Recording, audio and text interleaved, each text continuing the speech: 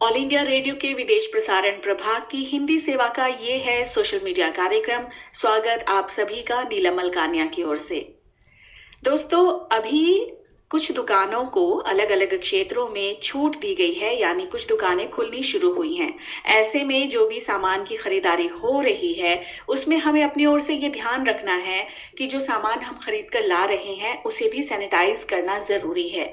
अगर ये संभव है कि जो सामान आप घर में लेकर आए हैं उसे 1-2 दिन के लिए धूप में रखा जा सके, बिना छुए उसे रखा जा सके, तो आप जरूर कीजिएगा। इस सामान को घर में लाकर छोड़ दीजिए और 1-2 दिन बाद ही इसका इस्तेमाल कीजिए। अगर सामान को तुरंत इस्तेमाल करना है तो उसे अपनी ओर से अच्छे से साफ कीजिए। जो पैकेट्स हैं उन पैकेट्स को आप फेंक सकते हैं और सामान को किसी अलग डिब्बे में अलग जगह स्टोर करके रखा जा सकता है। इस दौरान पैसे का जो लेन देन हो रहा है, जो रुपए हम दे रहे हैं, उनका भी सैनिटाइज करना जरूरी है। अपनी ओर से आप उनको अच्छे से साफ करें, हाथों में दस्ताने पहनकर रखें।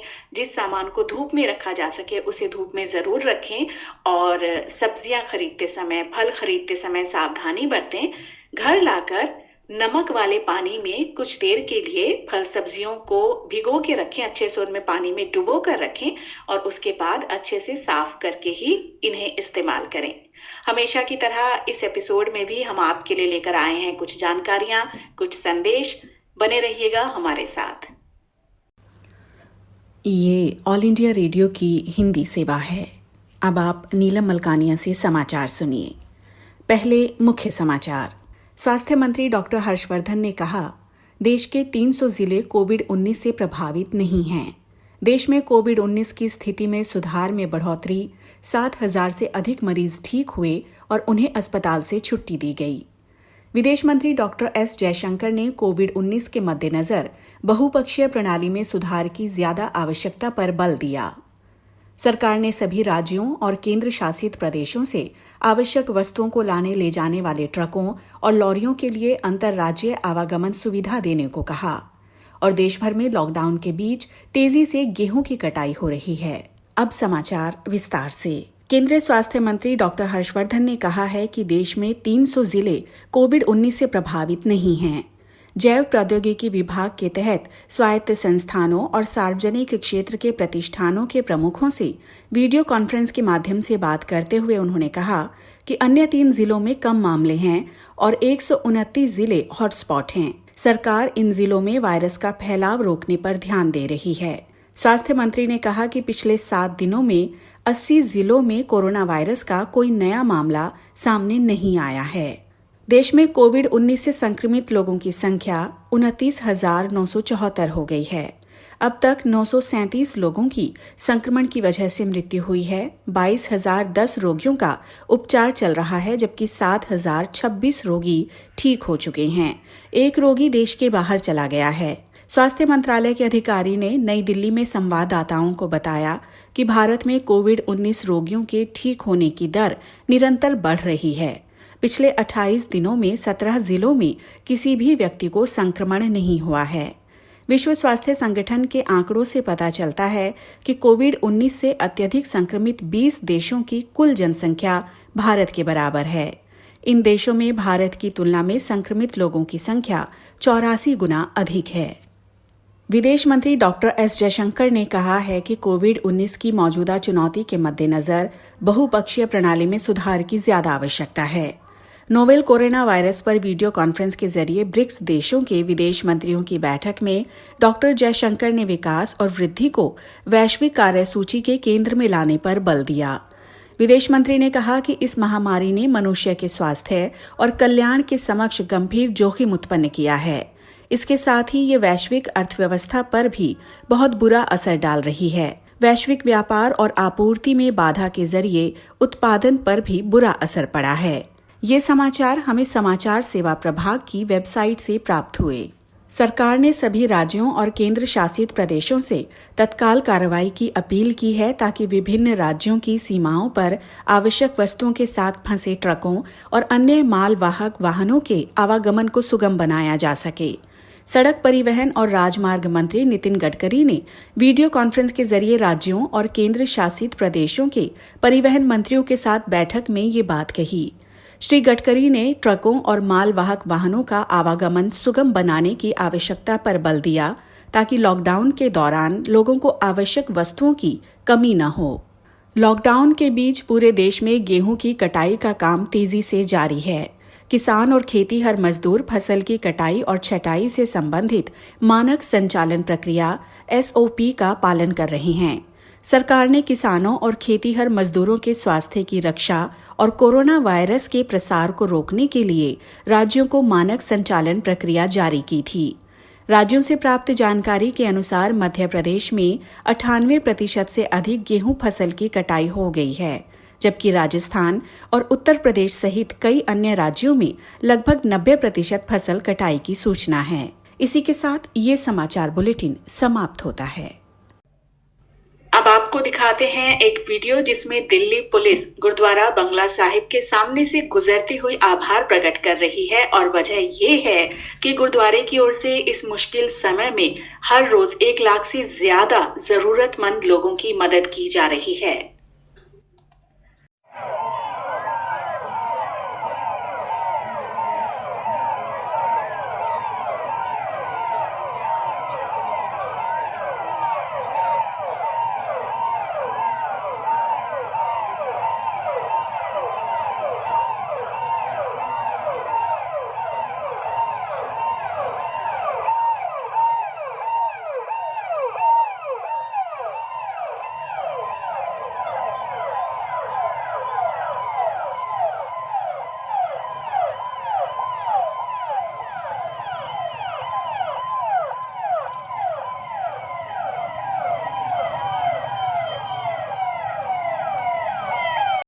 श्रोताओं, आज इस कार्यक्रम में हमारे मेहमान हैं डॉक्टर विमल दीक्षित, जो कि शहर के जाने माने यूरोलॉजिस्ट हैं।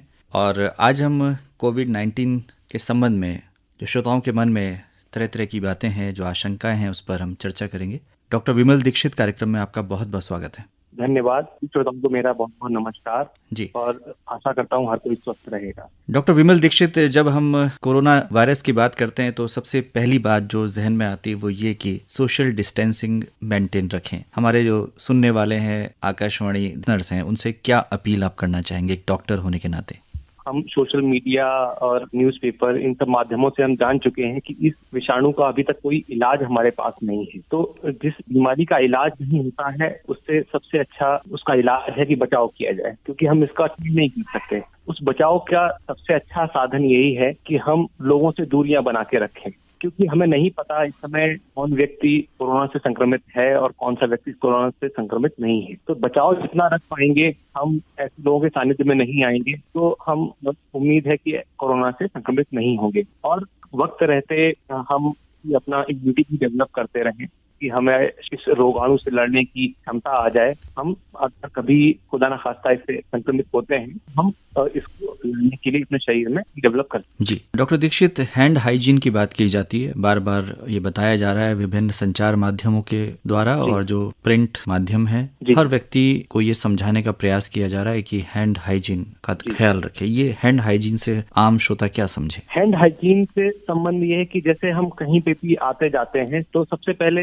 हमारे शरीर का जो हाथ है वो कहीं ना कहीं किसी वस्तुओं को छूता रहता है, और उस वस्तु को हो सकता है किसी अन्य व्यक्ति ने छुआ हो और किसी ऐसे व्यक्ति ने भी छुआ हो जिसको कोरोना संक्रमण हो। तो इसलिए हम चाहते हैं कि हमारे हाथ ऐसी किसी जगह पे ना पड़े। अब यदि पड़ गए हैं हाथ और हमारे हाथों में चांस ऐसा संक्रमण लग गया है, तो इसके लिए कहा जाता है कि हम अपने हाथ को नियमित रूप से धोते रहें। सबसे उपयुक्त है वो है कि हम कोई भी साबुन का प्रयोग करें, और हाथ को जो धोने का तरीका टीवी माध्यम से भी बताया जा रहा है, 20 सेकेंड तक। 20 सेकेंड का मतलब ये है कि उतने में आपके हाथ का हर कोना धुल जाता है, कि हथेली के पिछले हिस्से पर, उंगलियों के टिप पर, और हम ये सारा हिस्सा अच्छे से धो सकते हैं। यदि किसी कारणवश हम पानी और साबुन के पास नहीं है, हमें वो उपलब्ध नहीं हो सकता, तो एक हम अपने जेब में एक हैंड सैनिटाइजर जो गवर्नमेंट ऑफ इंडिया और WHO ने भी रिकमेंड किया है, जिसमें लगभग 70% अल्कोहल की मात्रा होती है, ऐसे सैनिटाइजर को अपने हाथ पे और उसको पूरे हाथ में, उंगलियों के बीच में, हाथ में आगे पीछे लगने से हाथ में अगर कहीं से किसी से हमें संक्रमण मिला है और वो वहीं पे खत्म हो जाए। डॉक्टर विमल दीक्षित, इस समय कोरोना की बात तो हो रही है, लेकिन हमारे बहुत सारे ऐसे श्रोता हैं जो विभिन्न व्याधियों से ग्रस्त हैं। उसमें जो हमारी किडनी की प्रॉब्लम्स हैं, यूरोलॉजी की प्रॉब्लम्स हैं, वो भी प्रमुख हैं। आप क्या कहना चाहेंगे ऐसे श्रोताओं के साथ कि जो ट्रीटमेंट उनको दिया गया है उस पर चलें और किन बातों का ध्यान रखें? समय चूंकि लॉकडाउन के कारण हम अस्पताल जाना भी इस समय मुश्किल हो रहा है।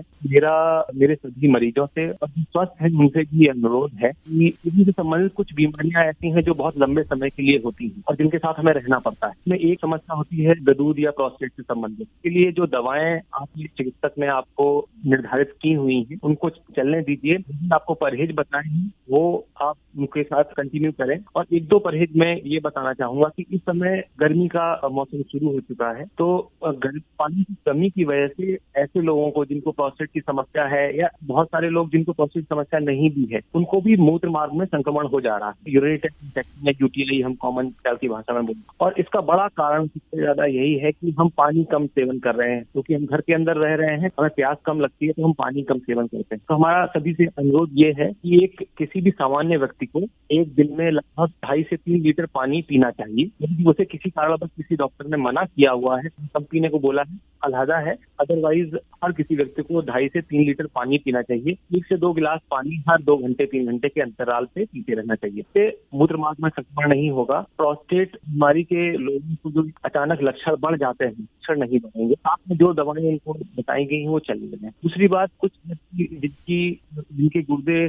खराब हो रखे हैं, जो क्रोनिक किडनी डिजीज के मरीज हैं, तो उनको यह है कि वो अपना ट्रीटमेंट बीच में किसी भी कारणवश बंद न करें, क्योंकि लॉकडाउन की वजह से अगर आपके पास दवाएं या किसी की अनुपलब्धता है तो डॉक्टर से फोन के माध्यम से या हो सके तो अस्पताल जाकर संपर्क करें और अपने इलाज में कहीं भी व्यवधान न आने दें। क्योंकि आप लोग जिसको किडनी की समस्या है, जो डायलिसिस में है, उनके लिए बीच में गैप करने से स्थितियां बिगड़ जाती हैं। साथ ही ऐसे व्यक्तियों का इम्यूनो कॉम्प्रोमाइज स्टेटस होता है, अर्थात इनकी प्रतिरोधक क्षमता कम होती है। तो उनको करें जितना हो सके आप WHO और इंडियन गवर्नमेंट ने हमें परहेज बताए हुए हैं, सोशल डिस्टेंसिंग से लेके हाथ धोने से लेके, थोड़ा सा ज्यादा ही, क्योंकि आप लोग जो बीमारी से ग्रसित हैं, आप लोग इम्यूनो कॉम्प्रोमाइज हैं, आपको संक्रमण का खतरा किसी सामान्य अधिक रहता है। ये लोग अपना ध्यान खास कर रखें। जी डॉक्टर विमल दीक्षित, हमारे श्रोता जानना चाहेंगे कि इस समय आहार विहार किस तरह का होना चाहिए, खान पान कैसा होना चाहिए? खान पान के संबंध में सबसे पहला तो मैं यही कहूंगा कि पेय पदार्थ ज्यादा लें, ठंडे पदार्थों का सेवन से बचें, क्योंकि इस समय हमारी इम्यूनिटी सुदृढ़ रखना बहुत आवश्यक है। और हमारे शरीर में किसी भी कारणवश यदि तापमान का बहुत उतार चढ़ाव होगा तो हमारी इम्यूनिटी या हमारा प्रतिरोधक क्षमता उस समय कंप्रोमाइज हो जाती है। इसलिए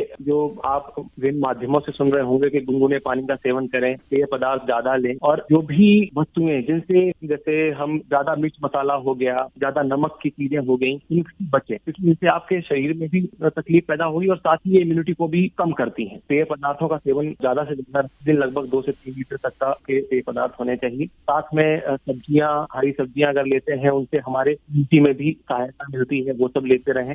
नींबू का पानी सकते हैं, जिससे विटामिन सी में होता है वो मिलेगा। उसमें अंकुरित दालें, अंकुरित चने, इनका प्रयोग करें। एंटीऑक्सीडेंट, एमिनो एसिड, इन सबका बहुत सहायक होगी। ये हमारे शरीर को पैदा करेगा। दीक्षित साहब, इस समय हमारे जो बुजुर्ग हैं उनके लिए कहा जा रहा है कि इस समय थोड़ा कठिन हो सकता है, उनकी भी इम्यूनिटी कमजोर होती है। उनके लिए कुछ खास सलाह है, खासतौर से यदि हम बात करें जो डायबिटिक हैं और इस समय टहलने भी नहीं जा पा रहे हैं? उनके लिए सबसे उपयुक्त ये रहेगा कि पहले तो आप उनके चिकित्सक ने जो भी उनको बताया हो, दवाएं जिस तरीके से लेना है वो चालू रखें, दवाओं में कमी ना आने दें। अपनी दैनिक दिनचर्या वो घर के अंदर, घर छत पे, बालकनी में, जहाँ पे भी आप अपनी वो एक्सरसाइज थोड़ी बहुत कर सकते हो वो करते रहें। और जैसे डायबिटीज है तो उसका नियमित रूप से चेकअप करते रहें। घर में चेकअप करने की सुविधा रहती है, हमारे पास ग्लूकोमीटर होता है, उससे हम चेकअप करते रहें। फिर भी अगर किसी कारणवश हमें डायबिटीज या कोई और अन्य सामान्य रोग है, तो उसका सबसे अच्छा इलाज यही है कि हम उसको नियंत्रित रखें। प्रेशर है, डायबिटीज है, इनका नियमित अगर हम घर में अपने चेकअप करते रहेंगे, हमारा शुगर लेवल कंट्रोल रहेगा, ब्लड प्रेशर कंट्रोल रहेगा, ये कोई भी अलग से खतरा नहीं। हम जैसे किसी सामान्य जन को खतरा है, वही खतरा हमें भी है। तो उसके लिए बस सोशल डिस्टेंसिंग, हाथ धोना, अच्छे आहार का सेवन करना, गुनगुने पानी का करना, अंकुरित अनाज का सेवन, अधिक से अधिक पेय पदार्थ लेना। डॉक्टर विमल दीक्षित, आज आपने आकाशवाणी के माध्यम से हमारे श्रोताओं तक बहुत ही महत्वपूर्ण बातें पहुंचाई और किन बातों का खास तौर से ध्यान रखना है आपने बताया। आपका हमसे बातचीत करने के लिए बहुत बहुत आभार, धन्यवाद। बहुत बहुत धन्यवाद। आइए अब आपको सुनवाते हैं अवंतिका नेगी का गाया हुआ एक भजन। ये भजन मूल रूप से संत कबीर की रचना है और राग भैरवी पर आधारित इस भजन को सुरबद्ध किया है पंडित देवाशीष दे जी ने। निर्धन के धनरा, निर्धन के धनरा, निर्धन के धनरा, हमारे निर्धन के धनरा। चोर नाले में घट गुना जाए, चोर नाले में, चोर नाले में घट गुना जाए, कष्ट में आए काम हमारे निर्धन के धनरा। बोलो राम राम राम सीता राम राम राम, बोलो राम राम राम सीता राम राम राम, बोलो राम राम राम सीता राम राम राम, निर्धन के धनरा, निर्धन के धनरा।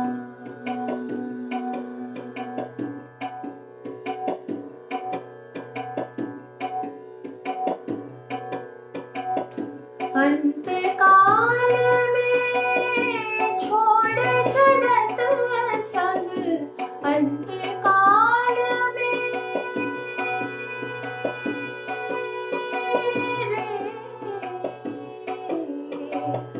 अंत काल में छोड़ चलत सब, पास नाई कुछ दाम, पास नाई कुछ दाम। अंत काल में छोड़ चलत सब, अंत काल में छोड़ चलत सब, पास नाई कुछ दाम, पास नाई कुछ दाम। कहत कबीर ये धन के आगे, कहत कबीर ये धन के आगे, पारस को क्या काम हमारे निर्धन के धनरा, निर्धन के धनरा, हमारे निर्धन के धनरा। चोर नाल में घट गुना जाए, चोर नाल में, चोर नाल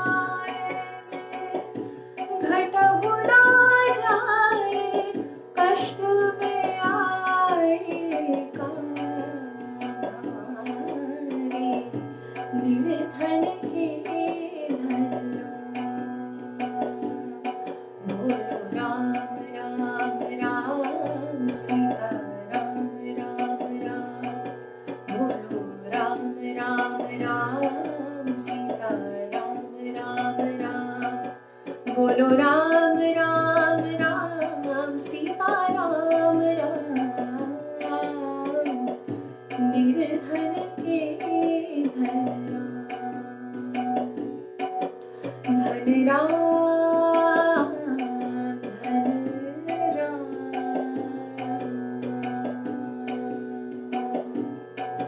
धन राम धन राम धन राम।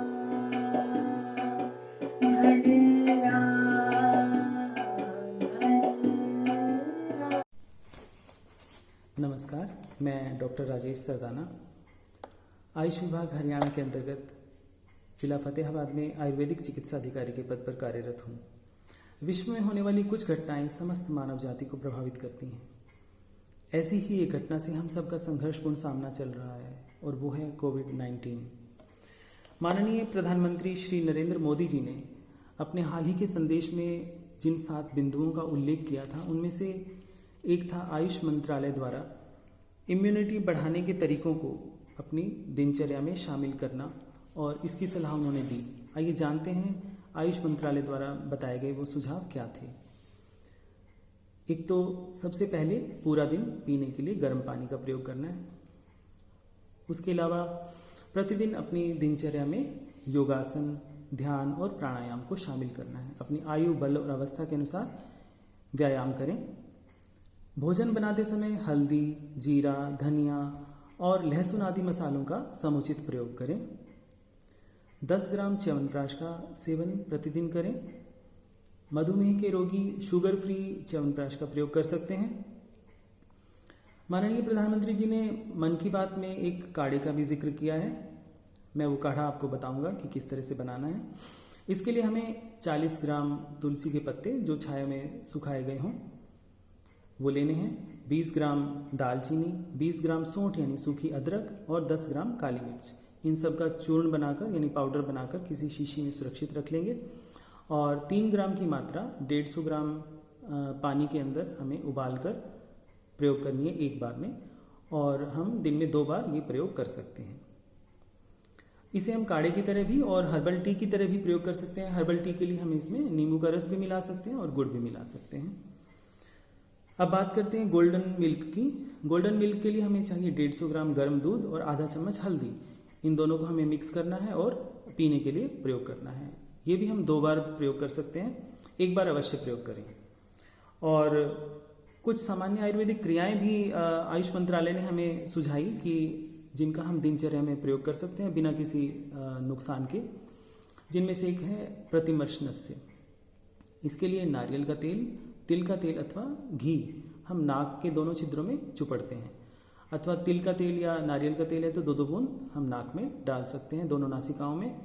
और सरसों का तेल भी प्रयोग किया जा सकता है, क्योंकि आयुर्वेद में कहा गया है नासा ही शिरसो द्वारम, अर्थात नाक ही सिर का द्वार है और नाक से जो औषधि दी जाती है वो शीघ्र प्रभावकारी होती है।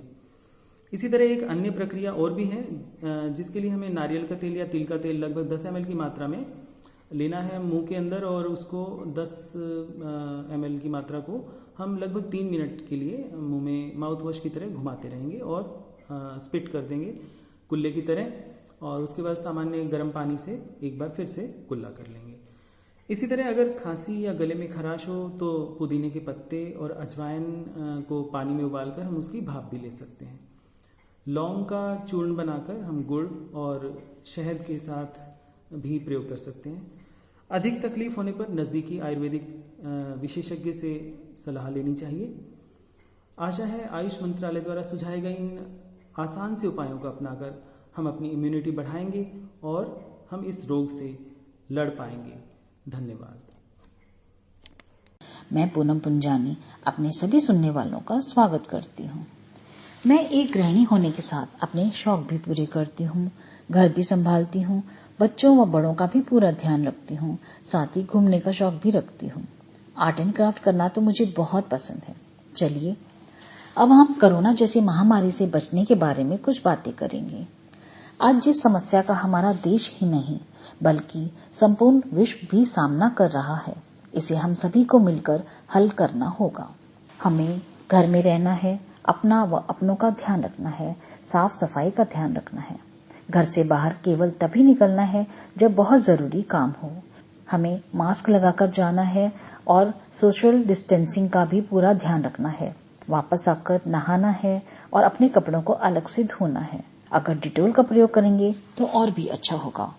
घर की सफाई में फिनाइल, डिटोल आदि का प्रयोग करना है। सबको मिलकर घर में काम करने होंगे, तभी शांतिपूर्वक ये कष्ट के दिन भी बीत जाएंगे।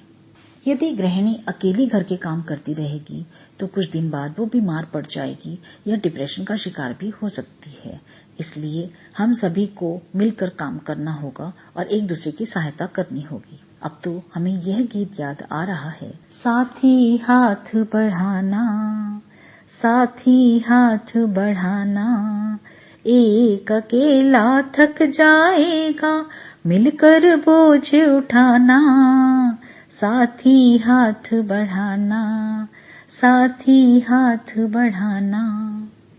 ये जो कष्ट का समय आया है, इस समय हम सब अपने शौक पूरे कर सकते हैं, अपनों के साथ अच्छे से समय बिता सकते हैं, जिसकी हमें हमेशा शिकायत रहती है कि आपके पास तो मेरे लिए वक्त ही नहीं है। जो बचपन के खेल हम भूल गए थे, वो सब खेलकर बीते दिनों को याद कर सकते हैं, जैसे कैरम बोर्ड, लूडो, छुपन छुपाई, ताश, तंबोला आदि। इससे वक्त भी अच्छे से बीतेगा, बड़े भी खुश रहेंगे और बच्चे भी। हम सब लोग पूजा पाठ ज्यादा से ज्यादा कर सकते हैं, क्योंकि एक ईश्वर ही है जो हमारी हर समय हर समस्या से रक्षा कर सकते हैं। प्रकृति के नियमों से तो कोई नहीं बच सकता।